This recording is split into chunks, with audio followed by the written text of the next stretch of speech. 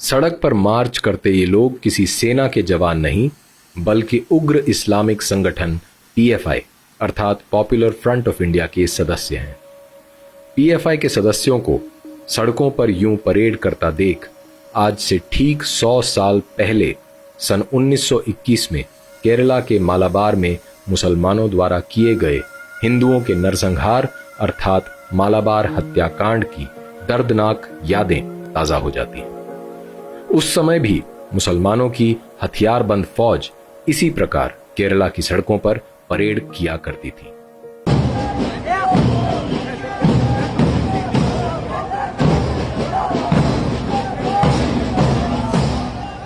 PFI एक धन संपन्न संगठन है जिसकी स्थापना सन 2006 में केरला में की गई थी।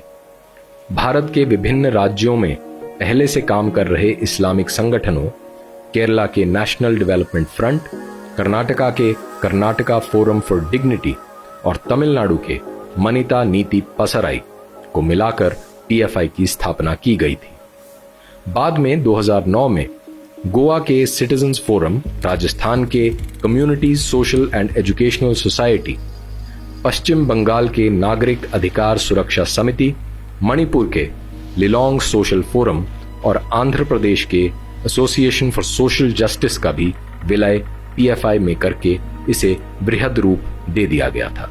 राजनीति में भी पीएफआई की दखल है। एसडीपीआई अर्थात social democratic party of India एक राजनीतिक संगठन है जो पीएफआई से जुड़ा है। पीएफआई की स्थापना के बाद से ही देश विरोधी एवं आतंकवादी घटनाओं में बार बार पीएफआई का नाम सामने आता रहता है। 2006 में भारत सरकार द्वारा प्रतिबंधित कर दिए जाने पर इस्लामिक आतंकवादी संगठन सिमी अर्थात students Islamic movement of India के अधिकांश सदस्य पीएफआई में शामिल हो गए थे। उदाहरण के लिए पीएफआई का राष्ट्रीय अध्यक्ष रहा अब्दुल रहमान पहले सिमी का राष्ट्रीय सचिव था और पीएफआई का प्रादेशिक सचिव रहा अब्दुल हमीद पहले सिमी का भी प्रादेशिक सचिव था। वर्तमान में भी सिमी के कई पूर्वाधिकारी पीएफआई में विभिन्न पदों पर नियुक्त हैं। केरला पुलिस की इंटेलिजेंस विंग ने हाईकोर्ट को सूचित करते हुए कहा था कि पीएफआई कुछ और नहीं बल्कि प्रतिबंधित इस्लामिक संगठन सिमी का ही नया चेहरा है और ये देश विरोधी कार्यों में सम्मिलित है। अब तक केवल केरला को ही पीएफआई का गढ़ माना जाता था, लेकिन अब पूरे भारत में पीएफआई का नेटवर्क फैल चुका है।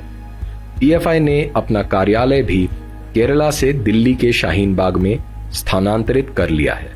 भारतीय सुरक्षा एजेंसीज की रिपोर्ट के अनुसार सन 2011 में मुंबई में हुए बम धमाकों, 2012 में पुणे में हुए बम धमाकों और 2013 के हैदराबाद धमाकों में भी पीएफआई की अहम भूमिका थी। 2020 में बसंत पंचमी के अवसर